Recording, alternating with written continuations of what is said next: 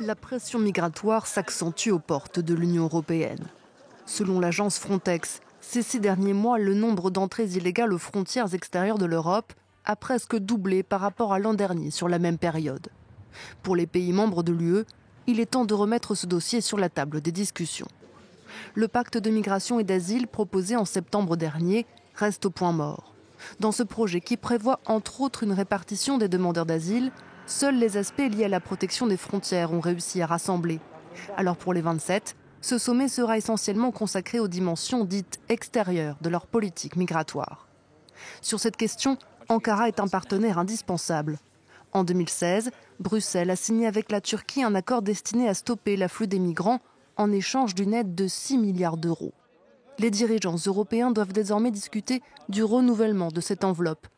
5,7 milliards d'euros pour financer l'aide aux Syriens réfugiés en Turquie, mais aussi au Liban et en Jordanie jusqu'en 2024. Plus de 3 milliards seraient consacrés exclusivement à la Turquie, qui accueille près de 4 millions de réfugiés syriens.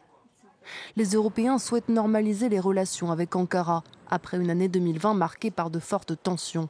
Mais ils demandent au président turc Recep Tayyip Erdogan des gages de bonne volonté afin de pouvoir reprendre leur coopération.